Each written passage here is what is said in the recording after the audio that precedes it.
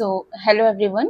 Let's start with the new lecture, which is lecture number 14, and it is the dissolved oxygen in water. So, this comes under the chemical quantity, chemical parameters of water. So, we are going to study about the dissolved oxygen that will be present into the water, and then oxygen saturation, and we'll also learn about the Winkler's method, right? So, the very first question that should come in our mind when we are talking about this dissolved oxygen, right? So, oxygen, the question that comes in our mind is that can fish survive in water without oxygen? So, this should be our question. Can, if water is not there in oxygen, will the fish survive it? So, the answer will be, from this diagram you can see, yeah, so here you can see that you have oxygen and air versus water, right? So the oxygen in atmosphere is around 21%. At that 21% of oxygen, when interacts with water, some amount of that gets dissolved, the oxygen gets dissolved into the water. So we call that as dissolved oxygen. So in atmosphere it's around 21%, and the water holds only a small amount of dissolved oxygen that is essential for aquatic life.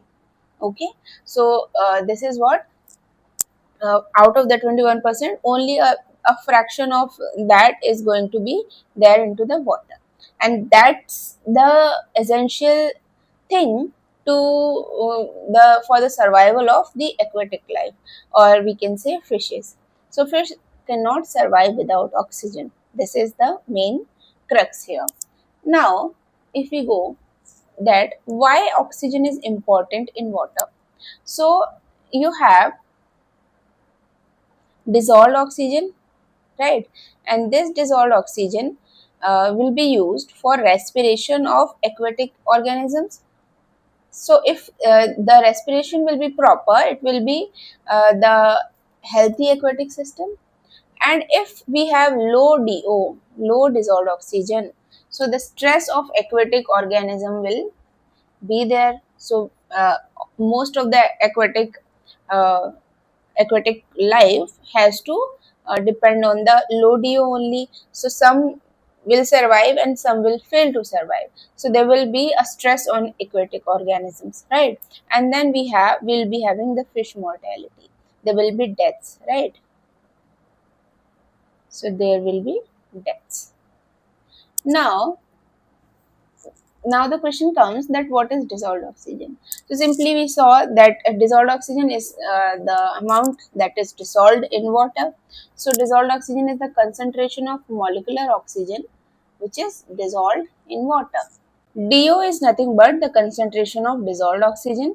So I can write it as O2, right? And its unit will be milligram per liter, and sometimes we will also see the units as ppm, which is parts per million. So 1 upon 10 to the power 6, so it's a parts per million. Now DO is not the oxygen present as part of H2O. So this is the thing that we have to uh, take care, that the oxygen which is present in H2O is not will not be considered as the dissolved oxygen in the water. From molecules of H2O you can't take that. Okay, so dissolved oxygen is apart from what is there in water, other than the molecule in which the oxygen is there itself. Okay, so this is dissolved oxygen. Now the sources of DO comes from, we saw it is from atmosphere oxygen transfer, and then we have photosynthesis by algae and plants, right? So algae and plants will photosynthesis, they will take CO2 and they will leave O2, right? So this will be another source, the respiration or photosynthesis of algae and plants, and then atmospheric oxygen transfer, right? So oxygen transfer will depend on Henry's law, right? So yeah, now we have that how does oxygen enter into the water? So basically, atmosphere is there, and in atmosphere there is oxygen in abundance. Now this will enter in water depends on the Henry's. How much it will enter? It depends on the Henry's law. Okay, uh, this we should know, right? And if not, we will be explaining it in later lectures. So the oxygen enters into the water. The concentration will depend on the Henry's law, and then it will be there water plus oxygen, right? So oxygen tends to move from an area of higher oxygen concentration to lower oxygen concentration, right? So this is the thing that we need to, so everywhere, right, we see anything flows from higher concentrations to lower concentration. So the same tendency is of oxygen. In air it's in higher concentration, and in water it's in lower concentration, so it will go from higher to lower, but there is a limit. It will not go like for till the equal parts are there in air and water. There is a equilibrium. After that it will not go there beyond that. So that equilibrium is set by the Henry's law, right?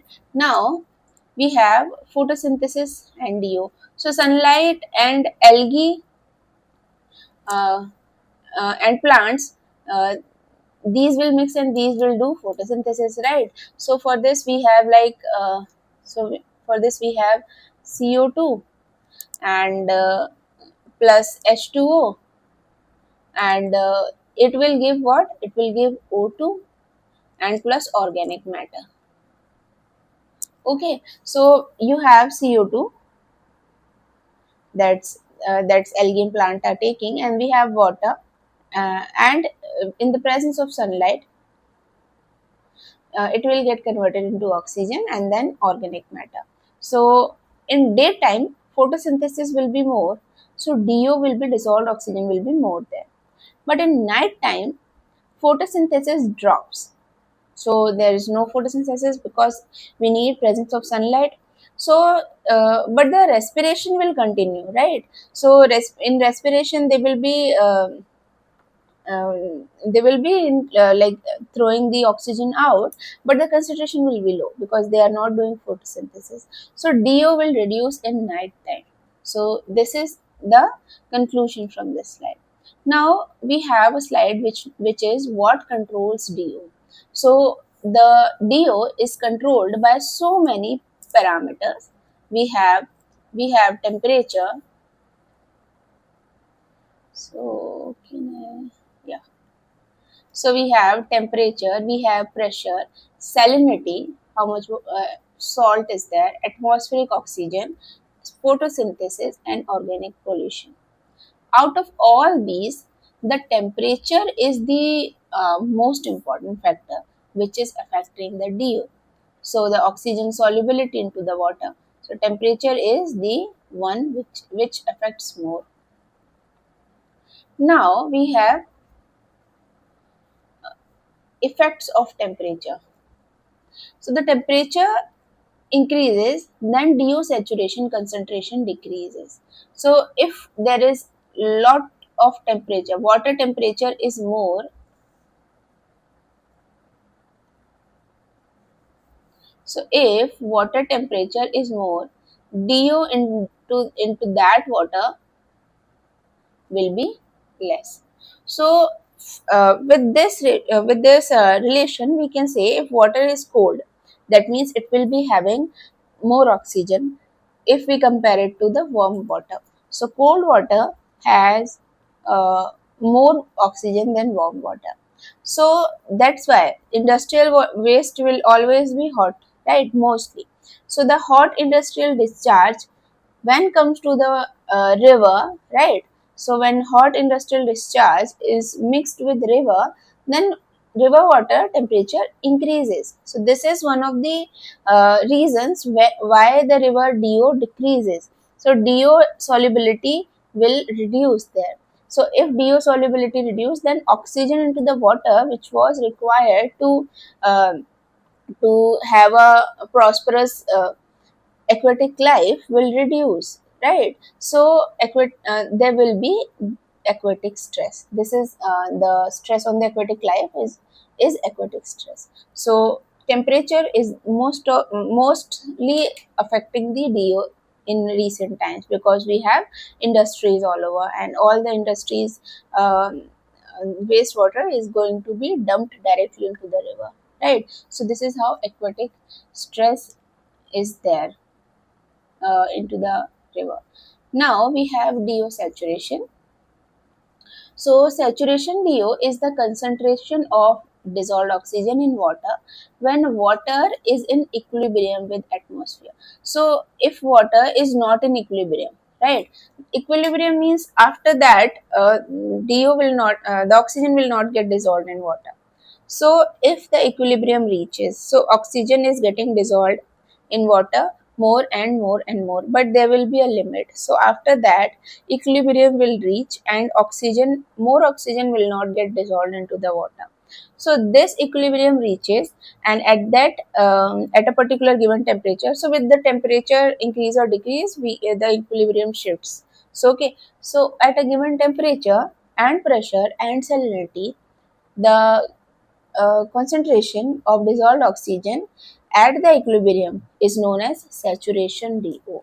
Okay, so atmosphere will be transferring the oxygen into water, and when equilibrium reaches, this amount of dissolved oxygen will be known as saturation DO.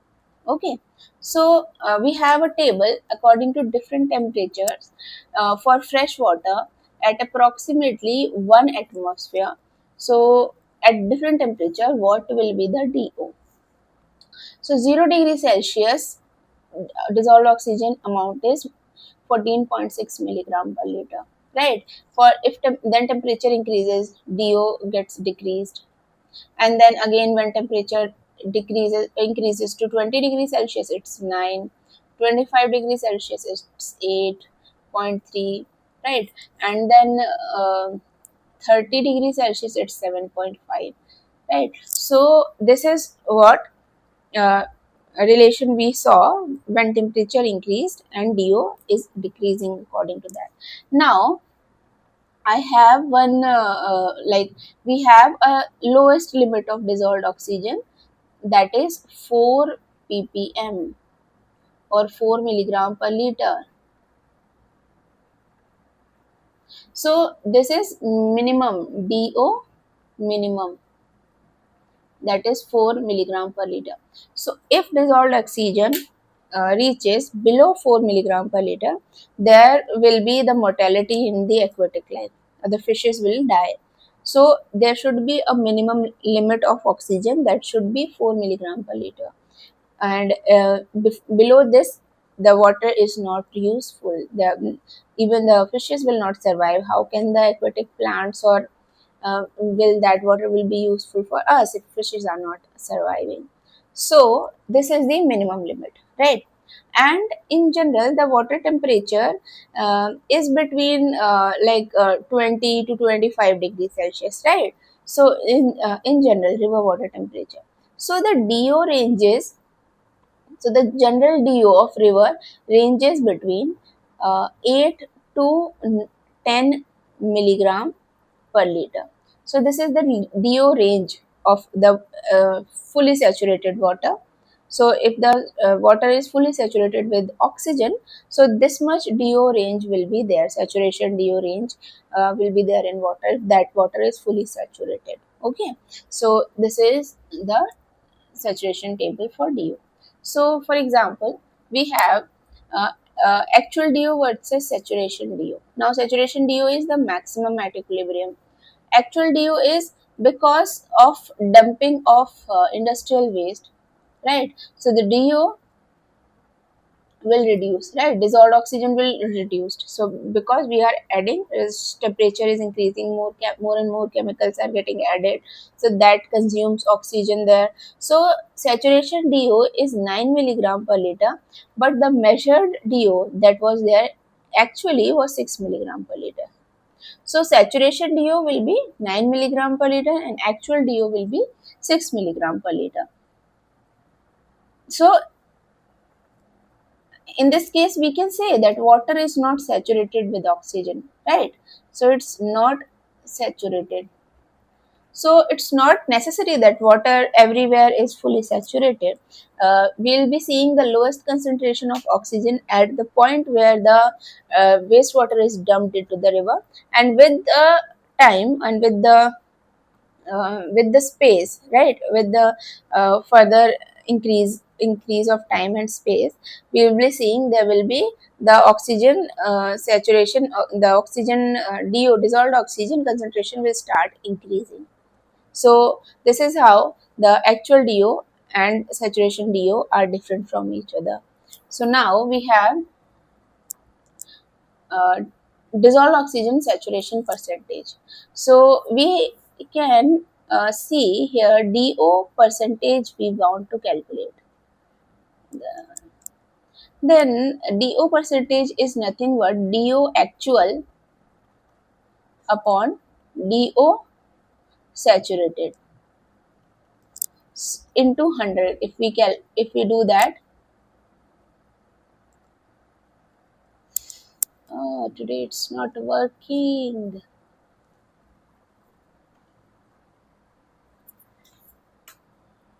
One second.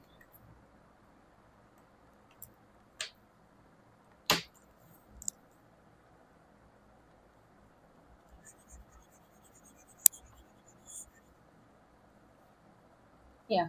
So DO in percentage, if I want to calculate how much percentage is the dissolved oxygen there, so we'll be having DO actual divided by DO saturated and we'll multiply it by 100.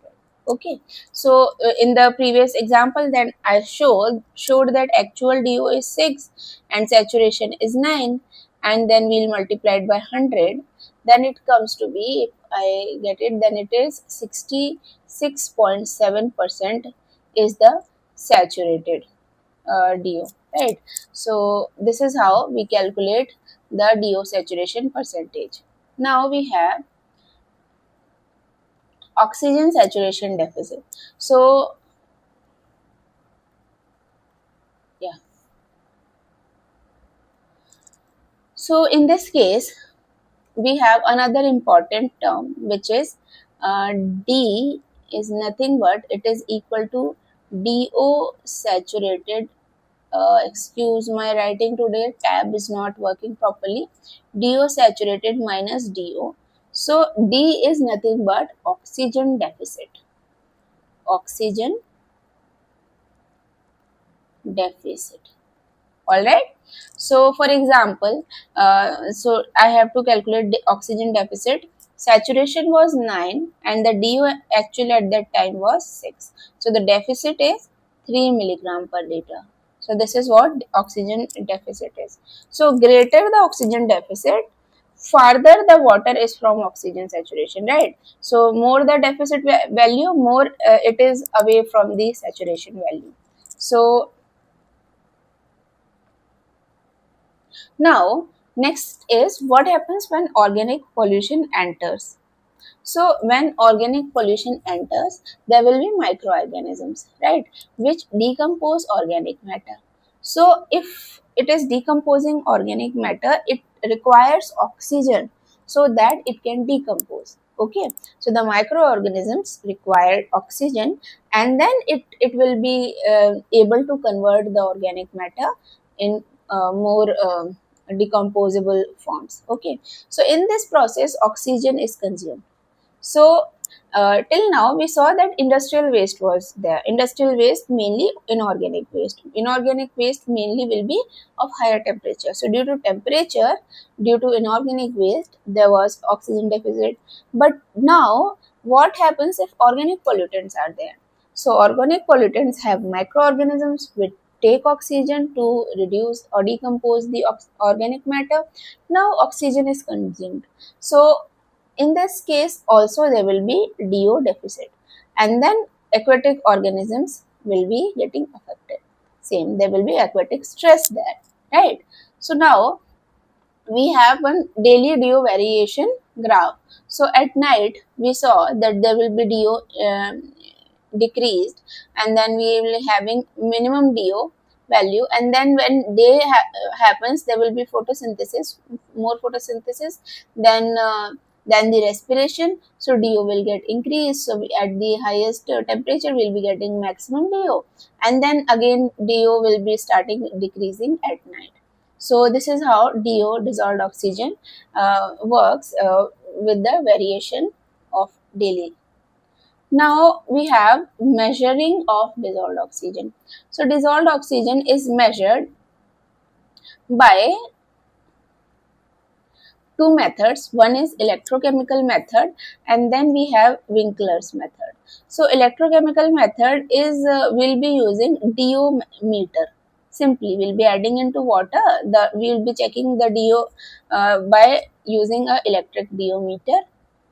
And then Winkler method is the method we perform into the lab. So it's Winkler iodometric method. So for classical environmental engineering, in laboratory analysis, Winkler method and the modification of this Winkler method are very important. So these will be asked, definitely these will be asked in your exam. So please stay focused on that and listen now. So we have Winkler method. So in Winkler method, what's happening that there will be DO in water, okay, and we'll add oxidize, we'll be adding manganese. So it will, the dissolved oxygen will oxidize the manganese, okay. So there will be DO in water, and we'll be adding manganese. We can say we'll be adding manganese sulfate or something like that, some sort of manganese, and then that manganese will get oxidized in the by the DO present in the water, and then iodine will be liberated, and then this iodine will be titrated with Na2H2O3. We call it sodium thiosulfate.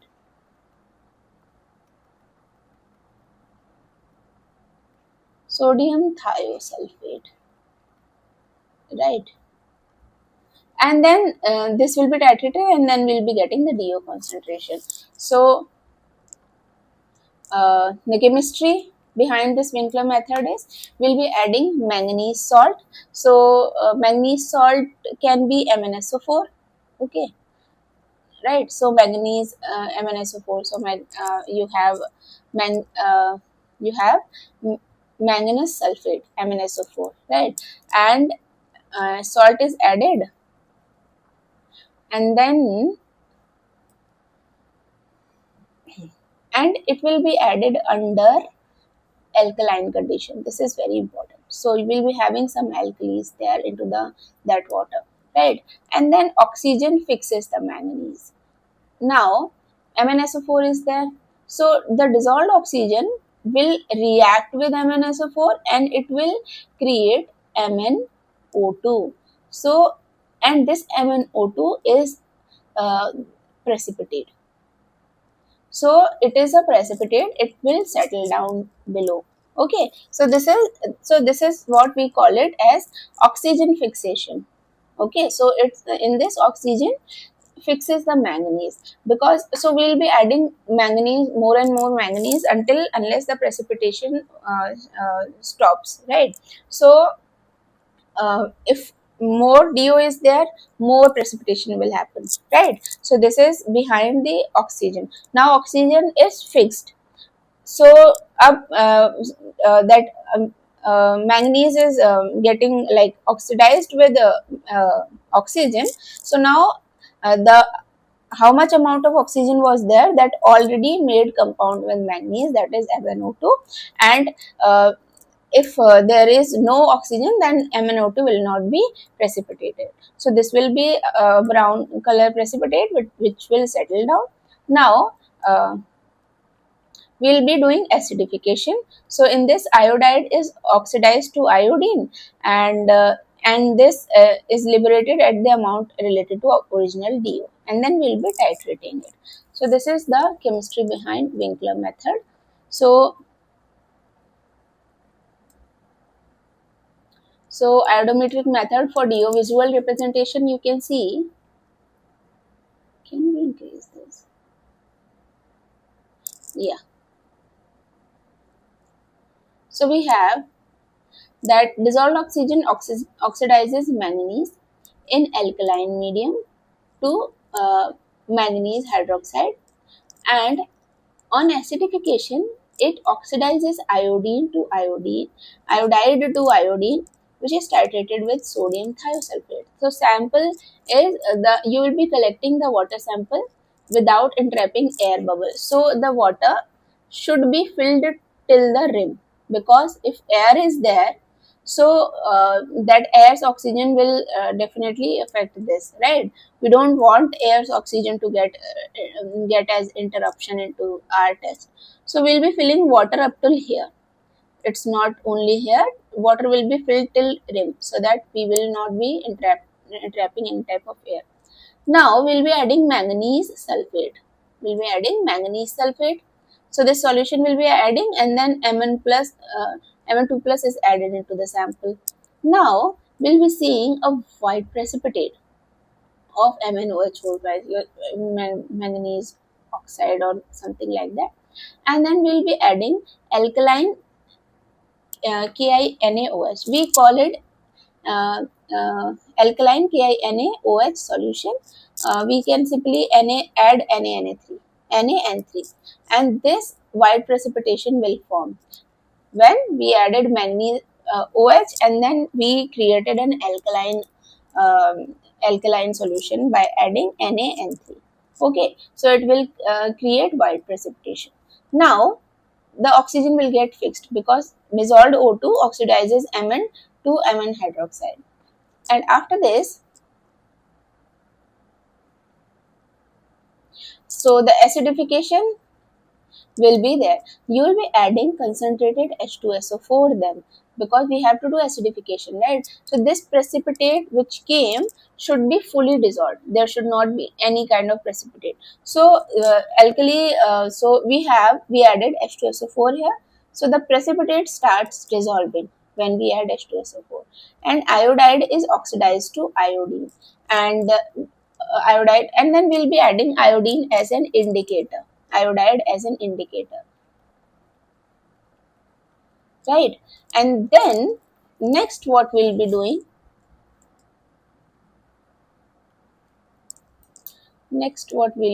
is uh, we will titrate it, right? So iodine is there.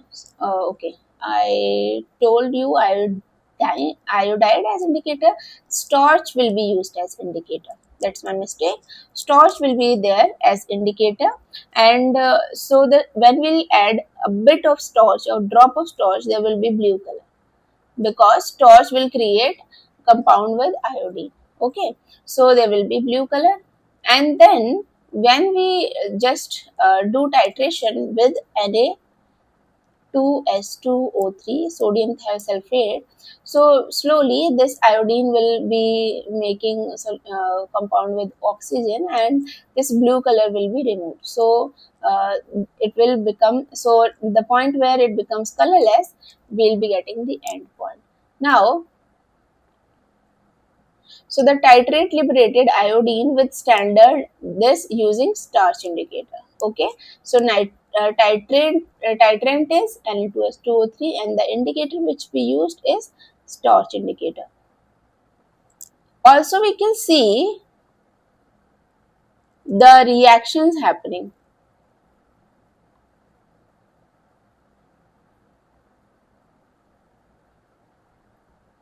So we can see that Mn2 or OH minus in the presence of oxygen will give this precipitation, and then this precipitation will again have so many precipitation, and then we have from Ki we have uh, iodine, and then NaOH we have H plus, and it will just simply remove Mn, and then I2 and OH3 it will precipitate, and then I2 plus sodium thiosulfate will liberate the iodine back.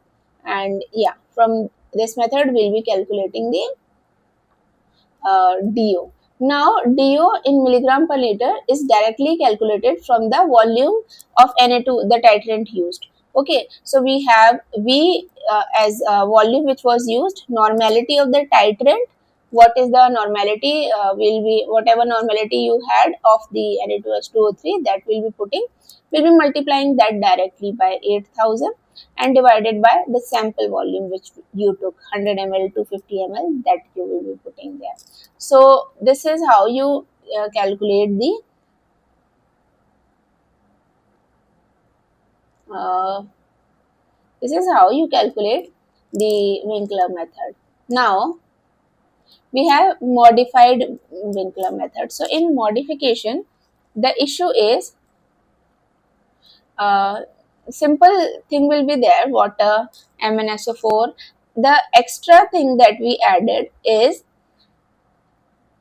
alkaline iodide azide reagent. So in this azide is a new thing. Simply alkali azide reagent will be there, and then will be so MnSO4 was there, and you had to create alkaline environment. You added Ki and NaOH, but here you will be adding iodide and iodide azide reagent, right? So azide modification will help eliminate the interference from nitrite. So you are adding azide. So if water has nitrite, if water has nitrite NO3 minus, right? So if it is there, sometimes this also gets interfered, and this also can make a compound with MnO2, this oxygen as well. And we think that this is DO because it's creating the precipitate with MnO2, right? So to avoid that, we use azide as azide, and this azide will help the Mn to not react with nitrate. Okay, so this, otherwise this can also give a positive DO result, right? So to remove the effect of nitrite, we use azide here. So only simple modification is this much only. We'll be adding azide, and then again oxygen fixation will be adding H2SO4 for acidification, and then iodine will be liberated, and this iodine will be titrated with Na2H2O3, and the titrant volume used will be calculating using that DO formula. So this is how uh, DO is calculated. So today we studied about dissolved oxygen, the sources, the saturation DO, how to measure, Winkler method, modified Winkler method. So saturation, we also got to know how to calculate DO saturation and then oxygen deficit. So yeah, this is what the lecture of today is, and I guess with this we have completed the quality of water. So in the next lectures, we'll be continuing with the water treatment. And if you have any doubt about this lecture or about the topics until now we have covered, please uh, please comment, and we can have the discussion there. Thank you.